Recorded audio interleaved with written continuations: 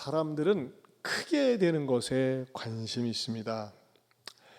자녀들이 태어나면 빨리 키가 크길 바라고, 또 시간이 지나면서는 크다는 개념이 성공이라는 개념과 연결이 되겠죠. 유명하게 되는 거, 큰 인물이 되는 거, 큰 자리를 차지하는 거, 이것에 관심이 있습니다.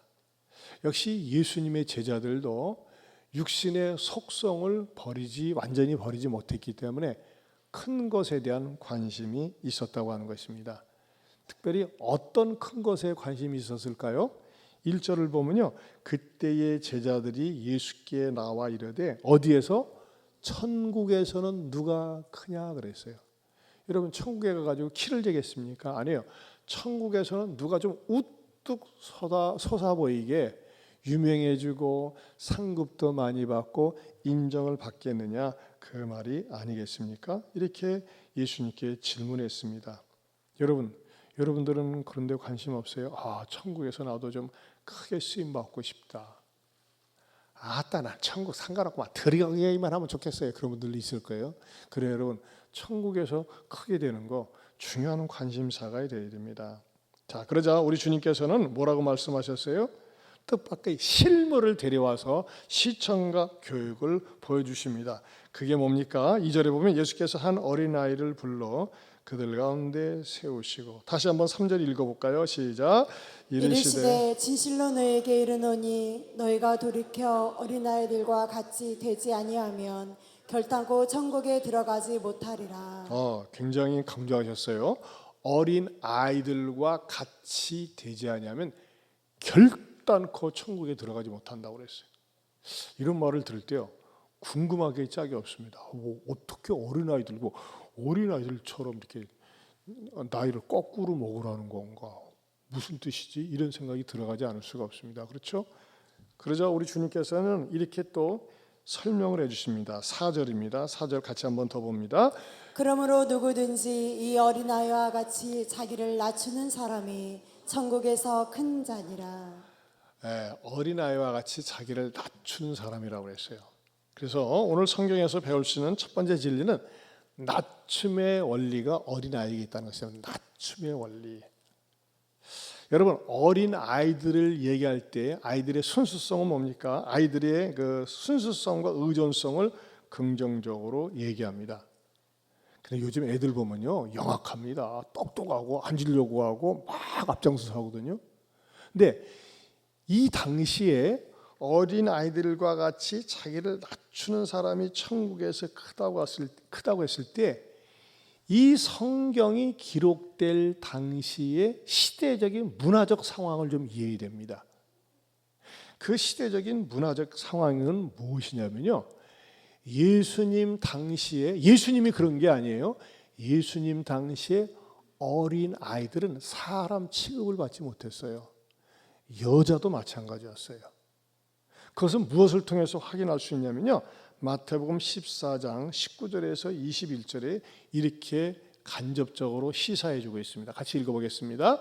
무리를 명하여 잔 뒤에 앉히시고 떡 5개와 물고기 2마리를 가지사 하늘을 우러러 축사하시고 떡을 떼어 제자들에게 주시매 제자들이 무리에게 주니 다 배불리 먹고 남은 조각을 12바구니에 차게 거두었으며 먹은 사람은 여자와 어린이 외에 5,000명이나 되었더라. 여러분, 다 같이 먹었어요. 우리 여러분 식당에서 밥 먹을 때 애들은 필요 없어. 뒤로서 그럽니까? 여자들도 뒤로서 그럽니까? 아니에요. 여자건 남자건 어린아이건 다 같이 줄 서가지고 질서대로 먹어요. 다 같이 한 인격이에요. 근데 성경 시대의 문화적인 배경이, 시대적인 배경이 여자와 어린 아이들은 숫자에 포함시키지 않았어요. 그만큼 소외되고 무시되었다고 하는 것입니다. 그러나 예수님이 오셔서 여성의 인권이, 어린이의 인권이 신장되고 보장되는 문화로 기독교 문화가 그렇게 만들었다는 것이죠. 하지만 성경이 쓰여질 당시만 해도 여자와 어린이는 숫자에 포함되지 않고, 여기서 5,000명이라고 하는 것은 남자만 5,000명이다 그렇게 합니다. 그래서 우리 일반적으로 여자와 남자까지 포함해서 그 오병이어 보리떡 5개와 물고기 2마리를 먹은 사람은 2만 명이다. 그렇게 일반적으로 얘기를 합니다. 한마디로 얘기해서 어린 아이들은 말이죠. 무엇으로 분류됐습니까? 낮은 계층의 신분으로 분류가 되었다고 하는 것입니다. 낮은 자였어요. 사람으로 쳐주지 않았어요. 근데 예수님은요, 오히려 어린 아이들을 끄집어내서 아이들을 보여주면서 이 어린 아이들처럼 결코 낮추는 사람, 우리는 아무것도 못해요. 우리는 사람 속에 숫자에 들지도 못해요. 쳐주지도 않으면서 말이죠. 당시의 문화와 인식이 사람에게 들어가지 못하는 그런 배경이 어린 아이들이었다고 하는 것입니다. 여러분, 지금도 마찬가지죠. 나는 별 볼 일이 없어요. 사람들이 알아주지 않아요. 나는 내세울 것 없어요. 자랑할 것 없어요. 이런 사람들은 자격지심을 가지고 열등감을 가지고 자신감이 없이 삽니다. 그런데 이런 사람을 갖다 말이죠. 높은 사람이 세워줄 때, 힘 있는 사람이 세워줄 때 낮은 사람, 비천한 사람은 용기와 힘을 얻습니다. 이 사람은 내가 보증합니다. 이 사람은 내가 책임집니다. 누가? 힘 있는 사람이, 영향력 있는 사람이 그 사람을, 어린 아이를, 여자를 세워줄 때 그 사람은 가치 있는 존재로 된다고 하는 것이죠. 즉 무슨 말입니까? 천국에 누가 들어갈 수 있는 거예요?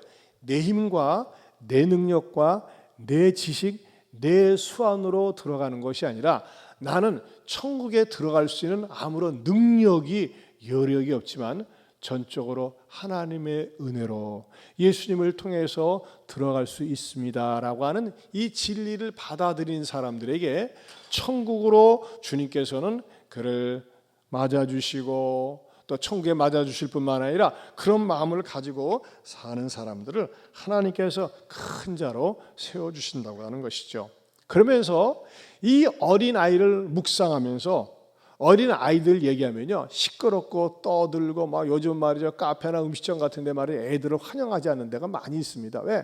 일단 애들은 들어오면 가만히 있질 않거든요. 시끄럽고 떠들고 아무리 엄마 아빠가 뭐라 그래도 때로는 말이죠, 시끄럽게 조용히 하라고 그것 때문에 대판 싸움 나고 하니까는요, 참 이게 애들의 부정적인 면이 있지만은 긍정적인 면에 있어서 어린 아이들을 비교할 때 영적으로 우리가 배울 수 있는 것이 무엇인가 제가 살펴보았습니다. 어린아이들은요, 두 번째로는요, 시도하는데 두려움이 없습니다.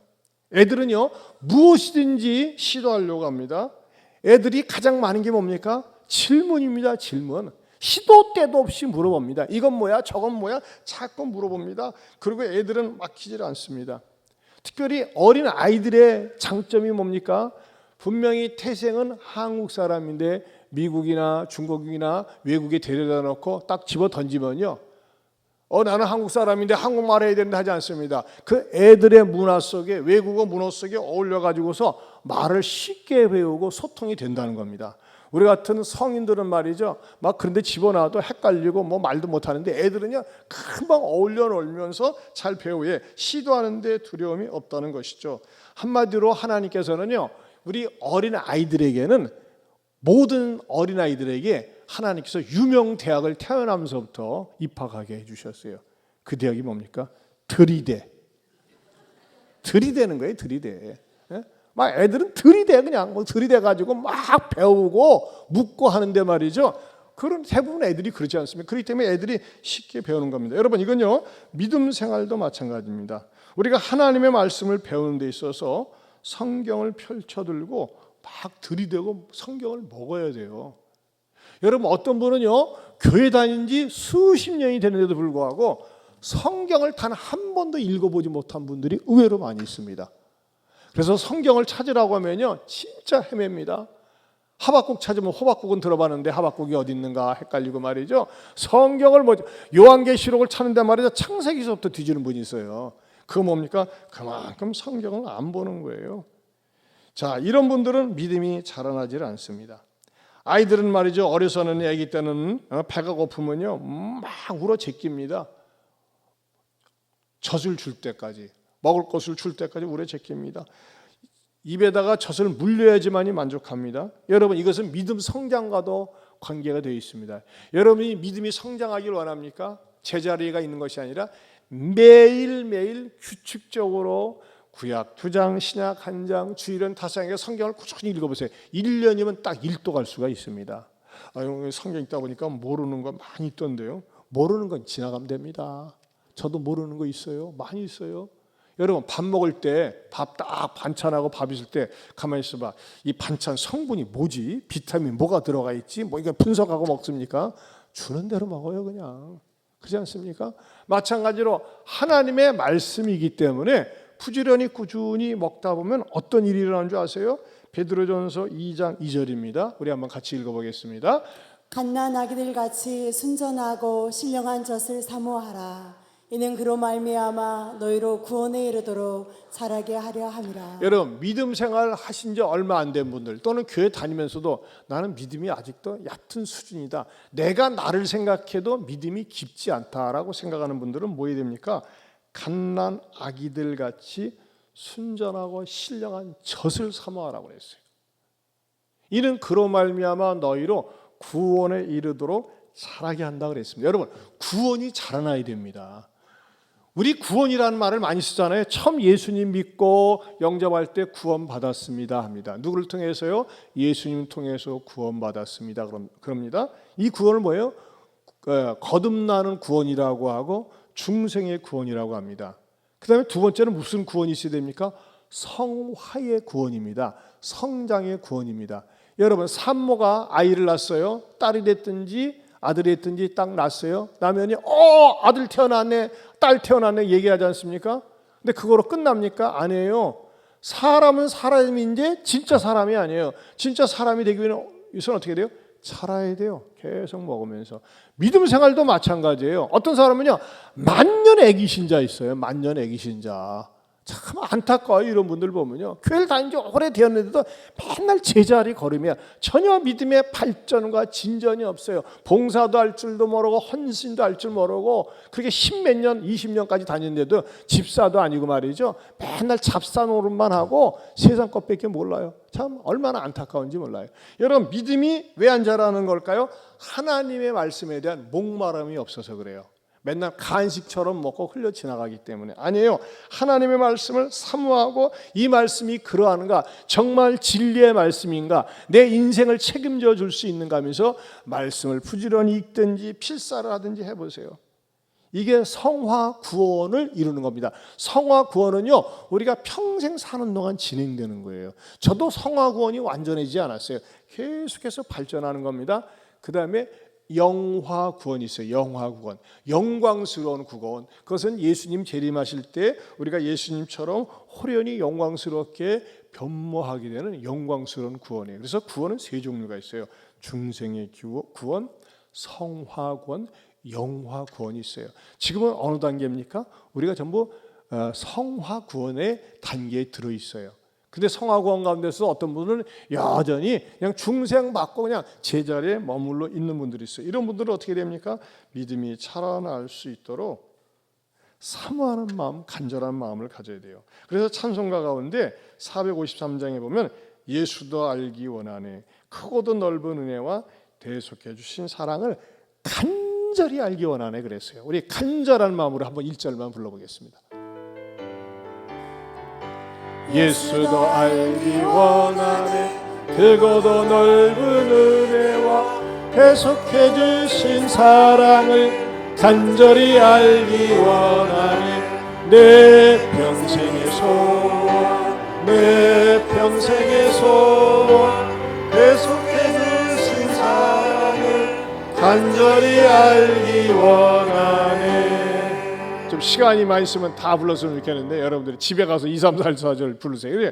예수도 알기를 간절히 원하는 마음은 무엇입니까? 성경을 사랑하고 성경을 읽고 진리 성경 속에 내가 있고 내 속에 성경이 있는 거예요. 그 다음에 세 번째로는요, 어린아이의 영적인 특성은요, 어린아이들은 열심히 움직인다는 겁니다. 아이들은 막 움직입니다. 가만히 있질 못합니다. 얼마나 허벌나게 움직이는지 모릅니다.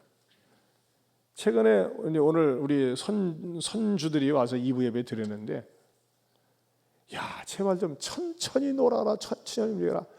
놀아도 얼마나 땀 뻘뻘 흘리면서 놀리는지. 지난번에 폐렴 걸렸어요. 폐렴. 그래서 내가 부탁해, 놀 때 좀 아껴가면서 놀아라. 그러진 않아요. 그냥 열심히 놉니다. 막 무엇이든지 막 부딪히고 움직이고 소파 올라가고 뉘어떼 내리고 막 얼마나 활동적인지 모릅니다. 뭐 이것저것 안 해보는 게 없잖아요. 지켜보면 알잖아요. 젓가락 가지고 이것저것 쑤셔보고, 우리 막둥이 아들은 말이죠, 어려서 말이죠, 젓가락 가지고 전기 250볼 때 꽂아가지고 빨리 발견하지 못했으면요, 손가락 다 탈 뻔했어요. 이 애들은 말이죠, 막 항상 막 움직입니다. 그리고 마음에 안 들면 울어 제낍니다. 그러면서 애들이 크는 거 아니겠어요? 여기에서 주는 진리가 있어요. 여러분, 기독교는요 정적이지 않다는 겁니다. 기독교는 다이나믹합니다. 능동적입니다. 신앙생활을 정적으로 해서는 안 됩니다. 나는 그냥 간섭하지 마세요. 그냥 조용히 왔다 조용히 가겠습니다. 본인한테는 좋은 것 같죠? 근데 거의 좋은 거 아니에요. 내가 속한 남녀 전도회, 성경 공부, 어떻게든지 말이죠, 모임이 속에서 소그룹 속에 들어가서 배우려고 하고 어울리려고 하고 할 때에요, 믿음이 쑥쑥쑥 자라는 것입니다. 활동적이 돼야 돼요. 여러분 평생 조용히 다녀보세요. 별로 남는 게 없어요. 자꾸 부딪히고 움직여야 돼요. 그래서 성경에서도 가르쳐주고 있습니다. 빌립보서 3장 12절 같이 다시 한번 보겠습니다. 같이 봅니다. 내가 이미 얻었다 함도 아니요 온전히 이루었다 함도 아니라 오직 내가 그리스도 예수께 잡힌 바 된 그것을 잡으려고 달려가노라. 오직 내가 그리스도 예수께 잡힌 바 된 그것을 잡으려고 달려간다 그랬어요. 기독교 신앙은요 달려가는 겁니다. 여러분, 기독교 신앙은 무엇과 같으냐 아세요? 자전거 타는 것과 같습니다. 자전거 타 올라타는데 가만히 있으면 됩니까? 물론 보조 바퀴가 있으면 모르지만 자전거는 움직여야 돼요. 자전거는 뒤로 갈 수가 없어요. 자전거는 앞으로 가는 거예요. 여러분, 신앙생활에 페달을 밟았으면요 움직여야 됩니다. 활동해야 됩니다. 무엇보다도 무엇에 대해서 부지런히 움직여야 될까요? 내 입술에서 다른 사람에게 복음을 전하는 일에 쉬지 않고 때를 얻든지 못 얻든지 복음을 전하는 일에 앞장서야 되는 거예요. 여러분 가족 가운데서 특별히 예수님을 모르고 있는 분 계세요? 예수님을 모르고 돌아가실 분이 계십니까? 그런 안타까운 마음을 가지고 어떤 수단과 방법을 통해서도 복음을 전하려고 해야 됩니다. 우리 교회 노 집사님이라고 계셨는데 그 집사님은요 그 아버님이 74세에 췌장암으로 돌아가셨어요. 근데 췌장암 진단을 받고 그 집사님이 복음을 전하려고 하는데 안 받아들이고 안 믿는 거예요. 그 집사님은 일남 이녀 중에 장녀인데 아무도 안 믿었습니다. 남동생은 군대에서 세례를 받았지만은 기독교를 거부하고, 난 우리 아버지 돌아가시면은 기독교장으로 안 할란다 하면서 말이에요 뻗팅기고 있고, 또 여동생도 말이죠 기독교를 싫어하고 멀리했어요. 그런데 우리 그 집사님이 어떻게든지 아버님을 구원하기 위해서, 복음을 듣게 하기 위해서 저 부산에 계시는 그분을 갖다가 우리 전도 집회 때 여기 모시고 와서 복음을 듣게 했어요. 그런데도 불구하고 복음을 받아들이지 않아서 너무나 안타까운 마음으로 한 번씩 이렇게 내려갈 때마다 복음을 전하는데 계속해서 싫다, 너나 믿어라, 너나 지옥 가라 하면서 거절하는 거예요. 그러다가 이제 우리 집사님들 뭐 자주 못 내려가니까 동생한테 부탁을 했답니다. 동생이 동생한테, 야, 네가 내 대신 아버님 옆에, 이제 동생은 부산 그 아버님 옆에서 하니까 만날 때마다 복음을 전해 주려무나. 아니 내가 안 믿는데 내가 어떻게 전해? 그러니까는 네가 안 믿지만은 나 대신 전해 주라 이거야. 나 대신 전해 줄 수는 있잖아. 그래 해볼란다. 그래가지고 누워있는 아버지한테 가서 이랬대요. 아버지, 예수 믿어야 구원받고 천당 간다고 그러네요. 그렇지 않으면 지옥 간다고 그래요. 너는 믿냐? 나는 안 믿어 얘.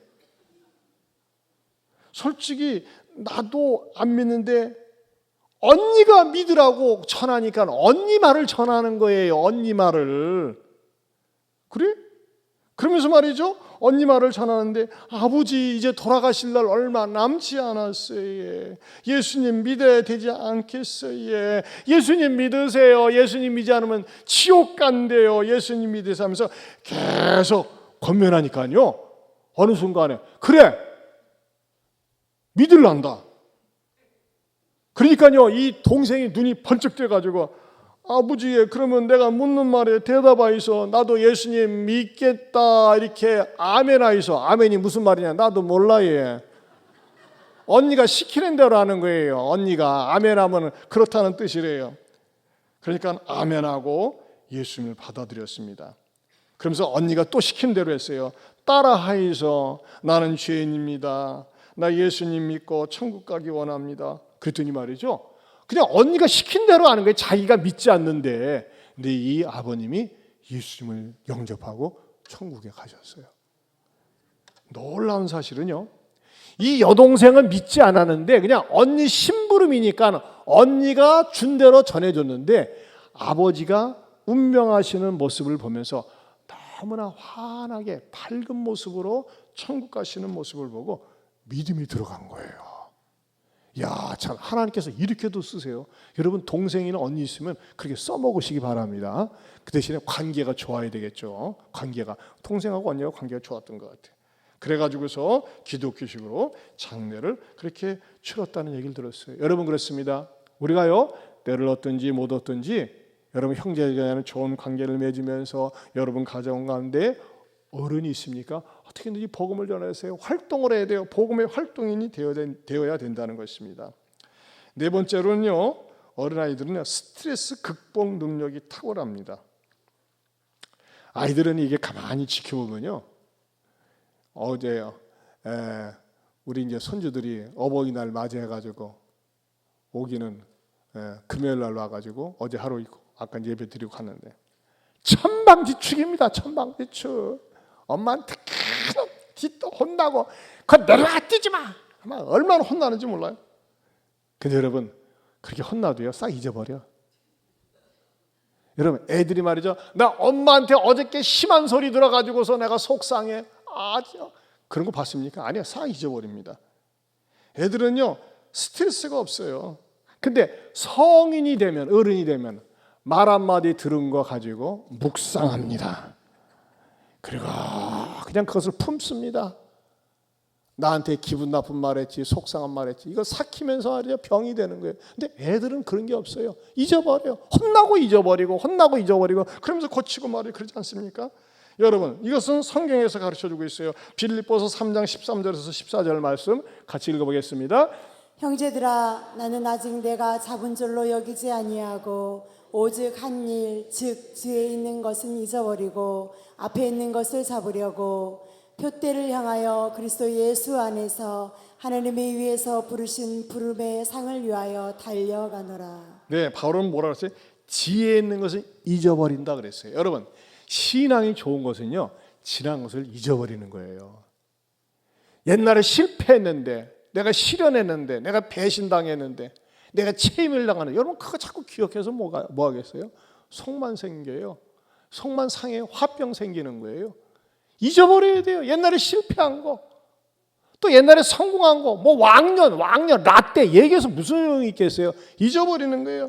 뒤의 것은 잊어버려야 됩니다. 또 여러분의 마음속에 자꾸 떠오르는 자책감, 죄책감이 있습니까? 거의 잊어버리세요.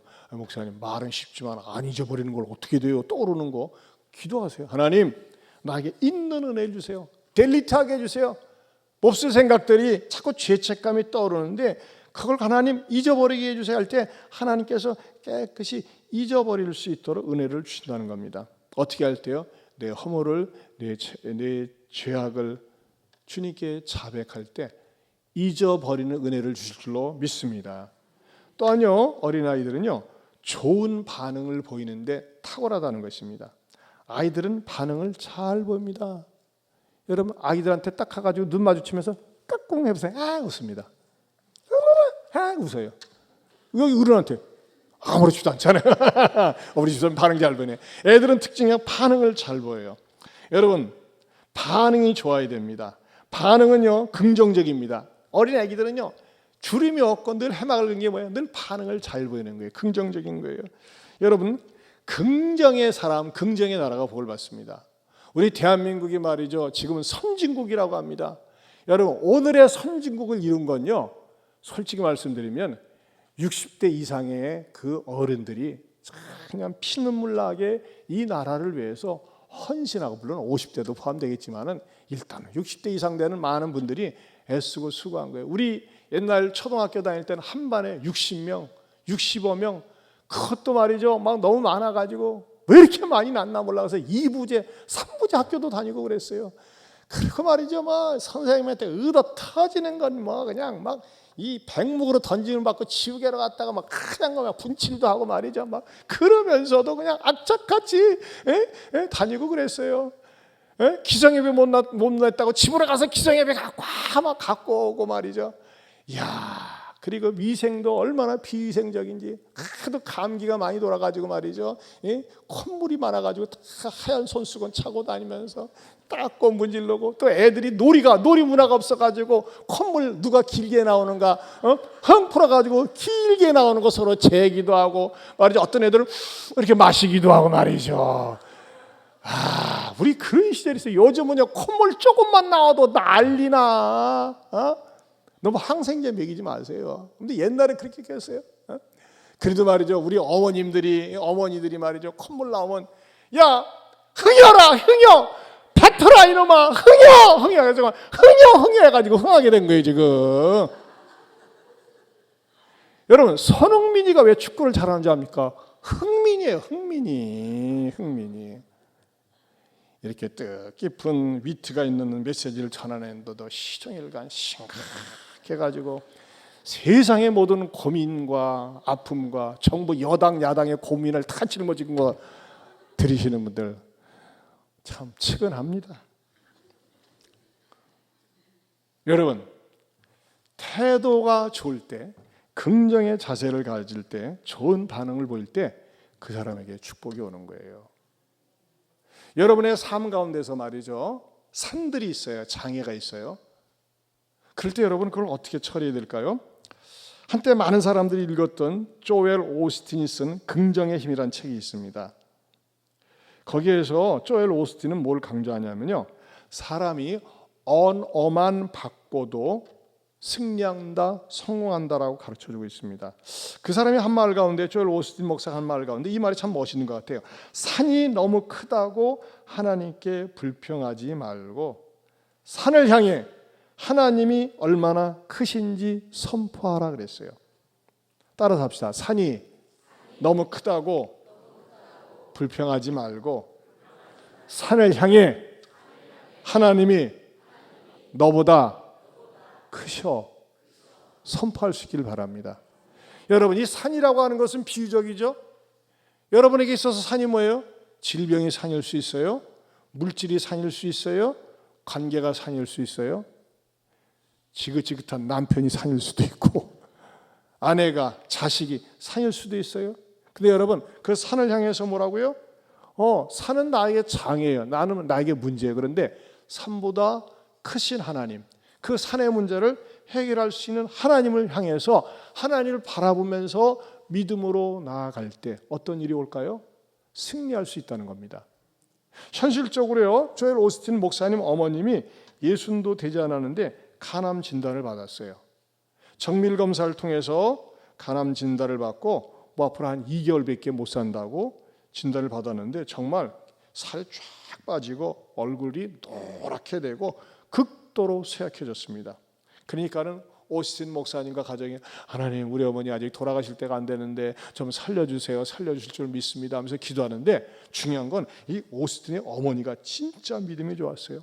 성경을 읽으면서 치료에 대한 말씀, 긍정에 대한 말씀을 갖다가 이렇게 다 적어가지고서 덕지덕지 붙인 다음에 그 말씀을 읽고 선포하고 막 기도했어요. 걸어다니면서도 계속해서 하나님의 말씀을 암송하고 말씀대로 선포했어요.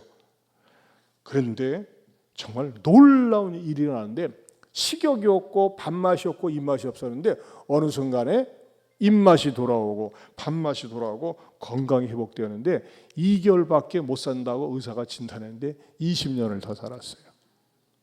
이게 뭐예요? 말씀의 능력이에요. 여러분, 지금도 하나님의 말씀은 살아서 역사하는 줄로 믿습니다. 믿음이 없습니까? 믿음 없는 것을 도와달라고 하고 말씀을 암송하고 말씀을 붙들고 말씀을 선포하세요. 여러분, 조엘 오스틴 어머니가 붙잡은 그 말씀, 외친 그 말씀, 믿은 그 말씀이 역시 지금도 우리들의 삶 가운데 역사하실 수 있는 줄로 믿습니다. 여러분, 하나님 앞에서는요, 하나님 내 힘 가지고는 안 돼요, 내 능력 가지고는 안 돼요, 나를 낮추는 자세가 천국에서 1순위로 환영을 받습니다. 여러분, 시도하는 것을 두려워하지 마세요. 무엇보다도 하나님의 말씀에 대해서 이 말씀이 그러한가 하면서 매일 말씀을 읽고 싶고 말씀을 암송하고 말씀대로 살아보세요. 그리고 무엇보다도 열정적으로 뒤에 것은 잊어버리고 또 말씀에 대해서 늘 좋은 말씀을 들었을 때, 은혜 받았을 때 긍정적인 자세를 보일 때 하나님께서는 여러분을 천국에서 큰 자로 이끌어 주시리라 믿습니다. 하나님 아버지, 감사합니다. 어린이 주일을 맞이하여 어린아이 같지 않으면 제목으로 말씀을 들었습니다. 이 말씀대로 우리도 수용하고 받아들이면서 하나님 나라 천국에서 큰 자들이 되게 하여 주옵소서. 예수님 이름으로 기도하옵나이다. 아멘. 자, 우리 어린이 주일을 맞이해서 평소에 잘 안 부르는 찬양인데 567장 다 같이 일어서서 같이 부르겠습니다.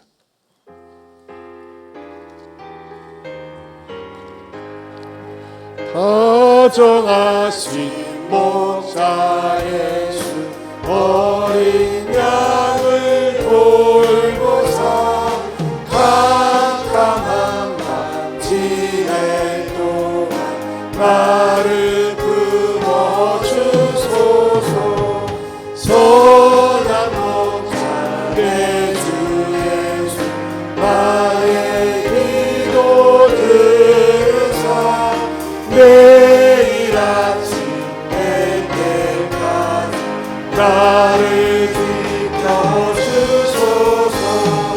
좋은 옷을 입히시고 만나는 식목이사 보이 길러주시오. 주여 감사합니다. 주여 나의 지나가 용서하여 주시고 친구들로 저와 같이 오늘 함께 하소서.